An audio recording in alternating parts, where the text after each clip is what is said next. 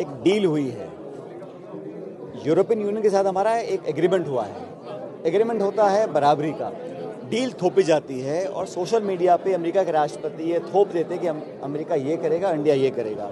सबसे पहली बात, अमेरिका के पदार्थों के लिए हिंदुस्तान के सारे बाजार खुल गए 0 टैरिफ पे, और हम लोग देंगे 18% टैरिफ। पहले टैरिफ था 3%, 50 की धमकी दी, 18 पे कर दिया। पाकिस्तान को 19 और हमको 18। तो हमारा जो कपास का किसान है, हमारा जो सोयाबीन का किसान है, हमारा जो मक्के का किसान है पूरे प्रदेश देश में, उनके लिए तो अपना जीवन काटना अब असंभव हो जाएगा। क्योंकि जब अमेरिका में इतना सब्सिडी है, इतनी बड़ी मात्रा में वो पैदावार करते हैं, जब यहाँ पे हमारे बाढ़ आएगी उस सामान की तो हम लोग क्या करेंगे। और पहली बार कोई विदेशी नेता या विदेश की कोई ताकत भारत को बता रही है कि कहाँ से हम तेल खरीद सकते हैं, कहाँ से नहीं खरीद सकते हैं। भारत कोई छोटा टापू नहीं है, इतना बड़ा मुल्क है, और कैसे अमेरिका हमको बताएगा कि आप रूस से नहीं तेल ले सकते हो या आप वेनेजुएला से ले सकते हो। ये निर्णय हमारा है। ये एनर्जी सिक्योरिटी, हम 83% अपना ऑयल और गैस इंपोर्ट करते हैं, हम कहाँ से लेंगे, किस दाम पे लेंगे, ये निर्णय हमारा है। ये हम पे थोपा गया है, और कहीं ना कहीं जैसा राहुल जी बोल चुके हैं, हम सब जानते हैं कि सरकार की कुछ कमजोरियां हैं। सरकार कहीं ना कहीं कॉम्प्रोमाइज्ड है, नहीं तो इतना होशोवास में पहले भी गैर कांग्रेस सरकारें रही हैं, किसी सरकार ने किसानों की बलि नहीं चढ़ाई है। इस बार जो किया है किसानों के साथ, जो धोखा दिया गया है उनको, मैं समझता हूँ उनके भविष्य को अंधकार में धकेला गया है, उसके सरकार जिम्मेदार है। कांग्रेस पार्टी और तमाम जो इंडिया अलायंस के दल हैं इसका विरोध करेंगे। संसद में हम लोगों ने किया, संसद के बाहर करेंगे। राहुल गांधी जी अभी मध्य प्रदेश गए थे, कल पंजाब में थे, राजस्थान भी आएंगे, खड़गे साहब भी कर रहे हैं, पूरी पार्टी।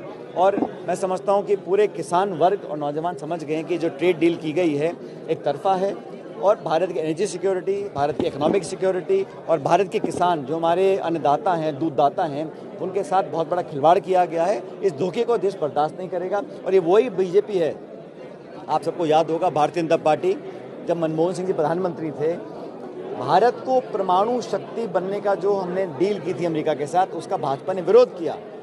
एफडीआई का विरोध किया, एफडीआई इन रिटेल में विरोध किया, एफडीआई डिफेंस में विरोद किया, तो उसका विरोध करते थे। अब सरकार में आके पूरे कॉम्प्रोमाइज़ होके आप अपनी गलतियां छुपाने के लिए डोनाल्ड ट्रंप की जो एक तरह की एक तरफा कार्रवाई है उसको स्वीकार किया है, इसके हम लोग खिलाफ रहेंगे। मुझे लगता है भारत सरकार को तुरंत प्रभाव से पूरी ताकत लगा के हमारे जो नागरिक विदेश में फंसे हुए हैं उनको वापस लाना चाहिए। काफ़ी राजस्थानी भी हमारे फंसे हुए हैं अलग अलग खाड़ी के मुल्कों में, उनको लाने के लिए तुरंत प्रयास करने चाहिए, और वहाँ की सरकारों से बात कर यातायात के या साधन उपलब्ध कराकर उनको बुलाएं ताकि हमारे लोग वापस सुरक्षित आ सकें। जो हालात उत्पन्न हुए हैं बड़े चिंताजनक हैं। बहुत जल्दी घटनाक्रम बदला। जो कार्रवाई ईरान पर हुई, ईरान ने फिर बाकी 7-8 मुल्कों पर अटैक किया है, ये लगातार स्थिति बिगड़ रही है। मैं उम्मीद करता हूँ कि शांति दोबारा स्थापित होगी और कूटनीतिक दरवाजे दोबारा खोले जाएंगे, क्योंकि इस प्रकार का आक्रमण, इस प्रकार का काउंटर अटैक किसी के लिए अच्छी बात नहीं है।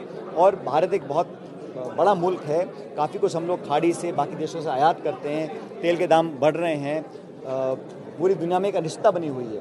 तो ये जो हो रहा है, ये इजराइल अमेरिका ने जो एक्शन लिया, मैं समझता हूँ इस पर कहीं ना कहीं पुराण लगना चाहिए, क्योंकि युद्ध का लाभ किसी को नहीं है, अनिश्चितता पैदा होती है और भारत को एक सक्रिय भूमिका निभानी चाहिए शांति स्थापना करने की दिशा की ओर। सर, अभी अजमेर में प्रधानमंत्री ने आईएनसी और एमएमसी का बयान दिया। प्रधानमंत्री जी का जो बयान था बहुत दुर्भाग्यपूर्ण था।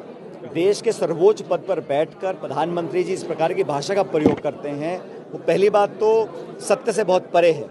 दूसरी प्रकार इस प्रकार के शब्दों का प्रयोग करना, दूसरे दलों पर लांछन लगाना, बहुत ही मैं समझता हूँ अनपार्लियामेंटेरियन है, उसकी मैं भर्त्सना करता हूँ। और उन्होंने जो कहा सिर्फ और सिर्फ बंगाल और केरला के चुनावों को देखकर कहा है, और ये आरोप पहले भी लगा चुके हैं। पहले छोटे मोटे नेता लगाते थे, अब प्रधानमंत्री खुद के बोल रहे हैं। प्रधानमंत्री किसी मंच पे खड़े होकर अपने पिछले 11 सालों की रिपोर्ट कार्ड नहीं बता रहे हैं। वो नहीं बता रहे कि ट्रंप ने ऐसा क्या दबाव बना रखा है कि आप इस प्रकार के ट्रेड डील किसानों की एक तरह से उनको अंधकार में ढकेल रहे हो।